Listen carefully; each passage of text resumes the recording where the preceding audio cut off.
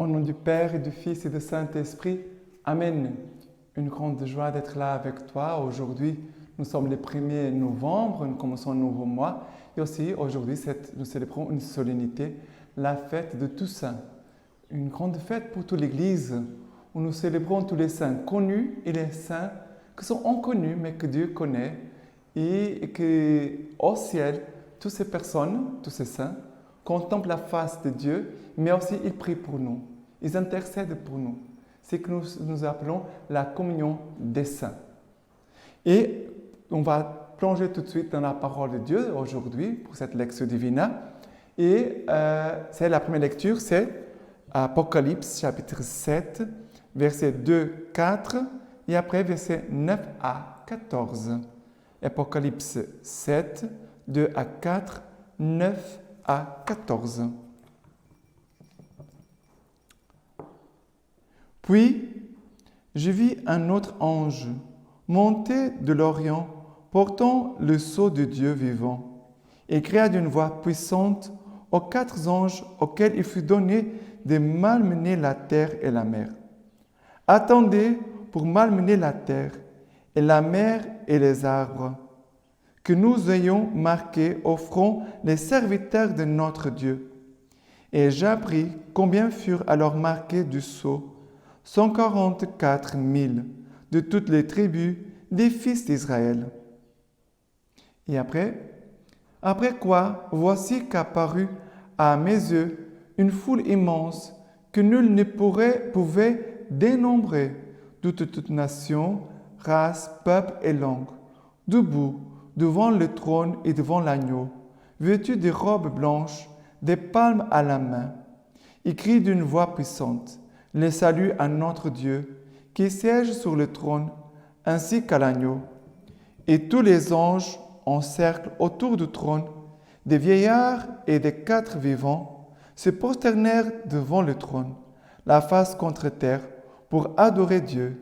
Ils disaient, Amen, louange, gloire, sagesse, action de grâce, honneur, puissance et force à notre Dieu, pour les siècles des siècles. Amen.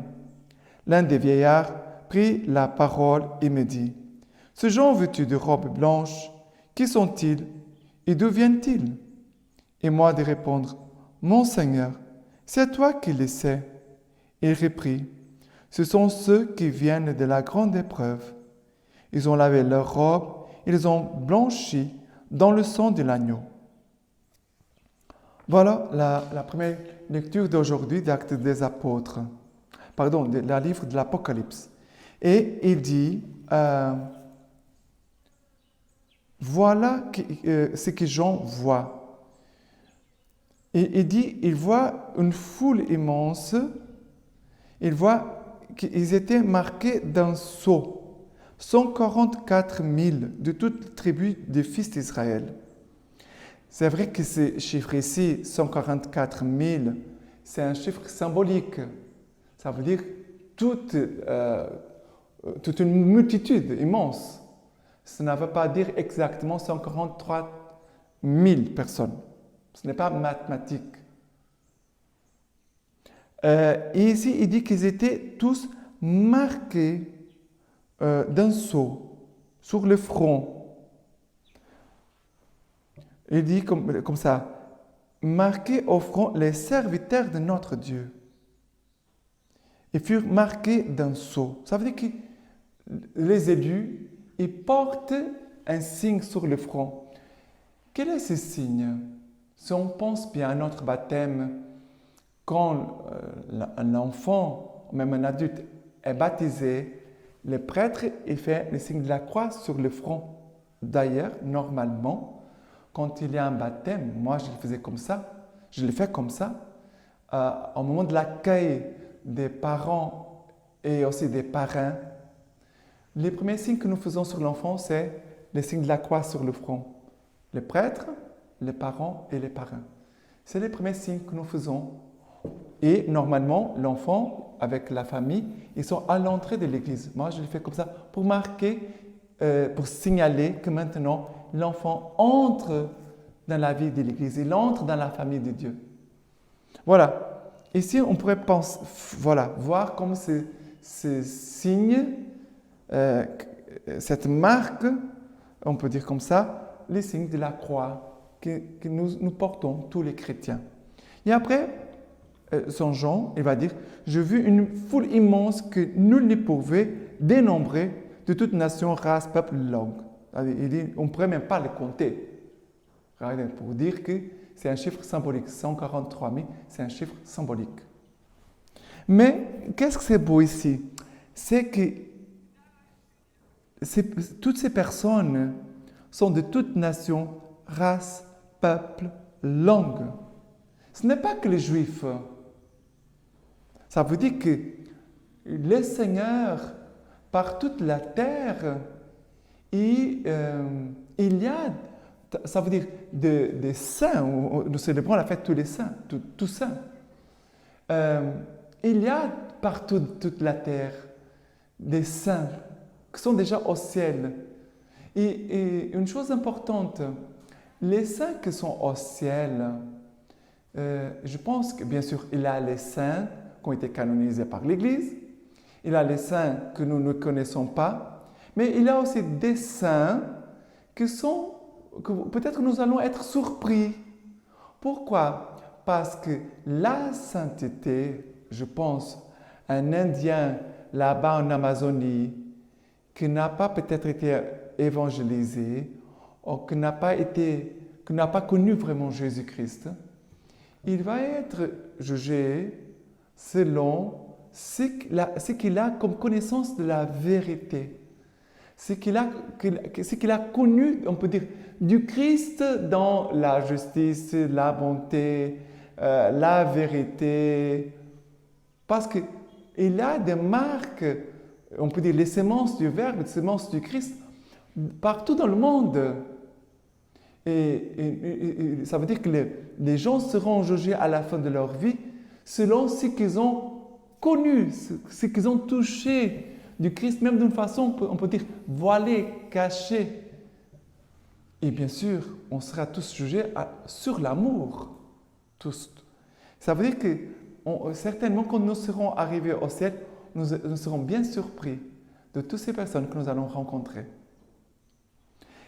Et ici, cette foule porte des robes blanches, des palmes à la main, et écrit d'une voix puissante, « Le salut à notre Dieu qui siège sur le trône ainsi qu'à l'agneau. » Et ils chantent la louange de Dieu. Ils disent, « Louange, gloire, sagesse, action de grâce, honneur, puissance et force à notre Dieu pour les siècles des siècles. » Ça veut dire, les saints au ciel, ils chantent la gloire de Dieu.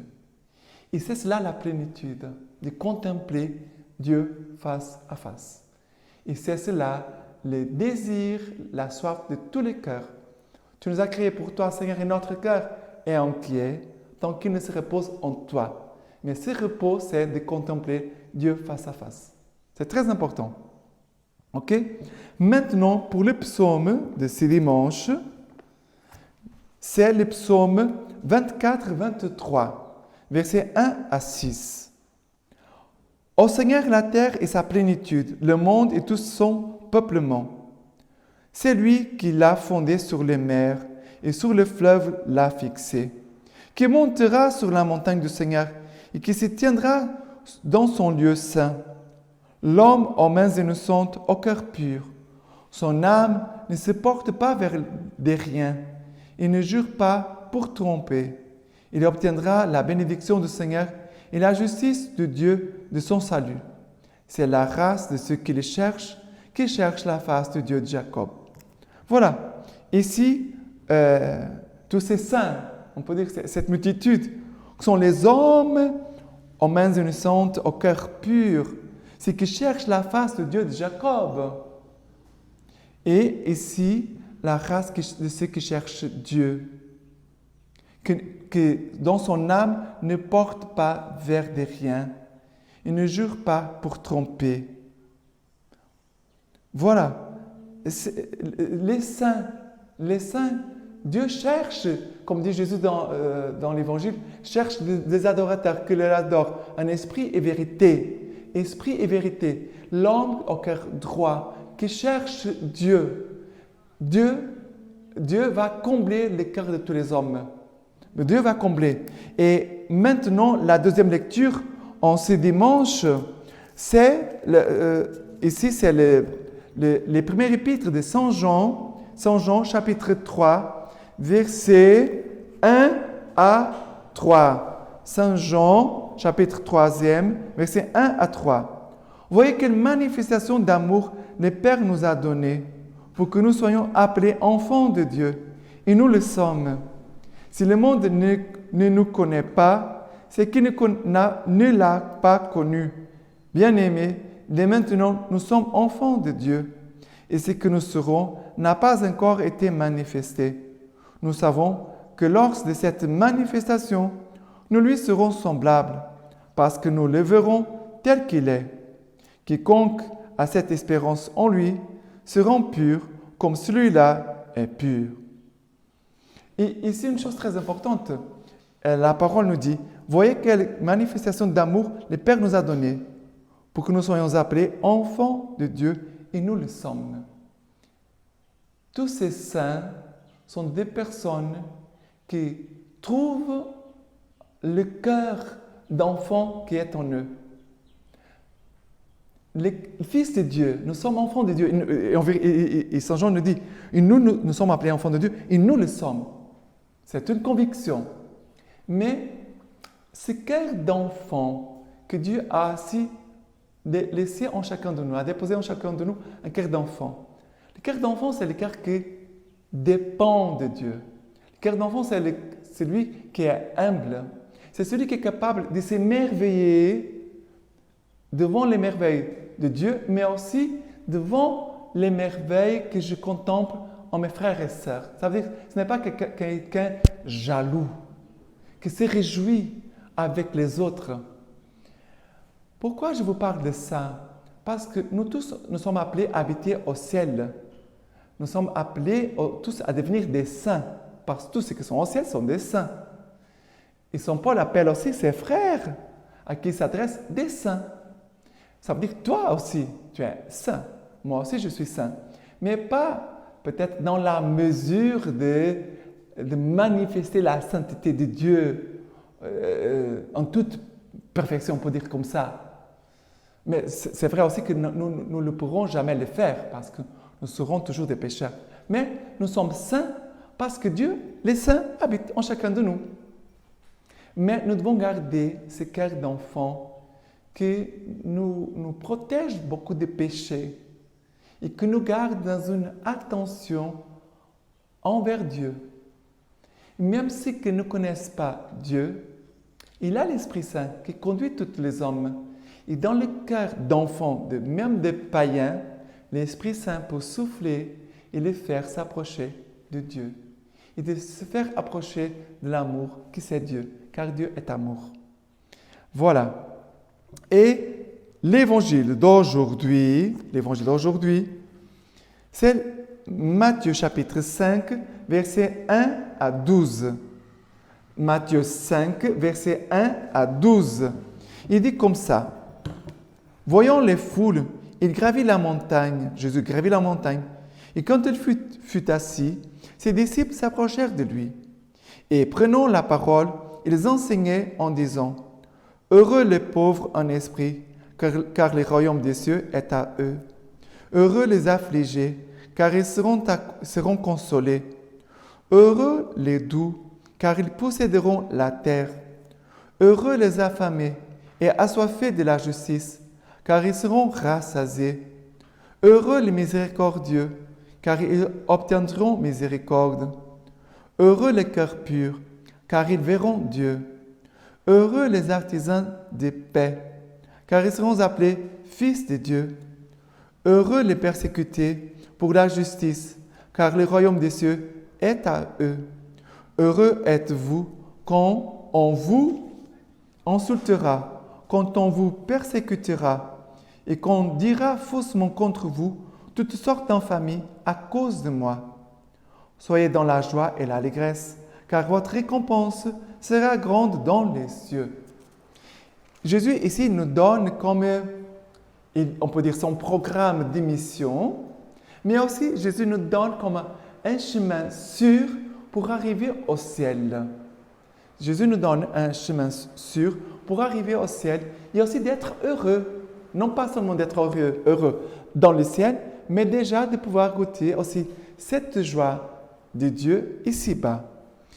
Et il va parler aux pauvres en esprit, heureux les pauvres d'esprit, heureux les affligés, heureux les doux, heureux les affamés et assoiffés de la justice, heureux les miséricordieux, heureux les cœurs purs, heureux les artisans de paix, heureux les persécutés pour la justice, heureux quand vous serez insultés, persécutés, et quand on dira faussement contre vous toutes sortes d'infamies à cause de moi, dit Jésus.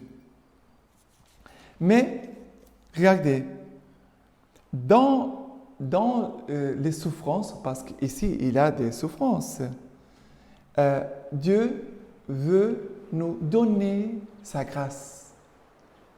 Tout ce que nous vivons, on peut dire comme ça, toutes les circonstances, situations que nous vivons, si nous les vivons unis à Jésus, si nous offrons cela pour Jésus, nous trouverons une joie et une paix. Ça, c'est très important. Dans cette béatitude, il y a une joie et une paix.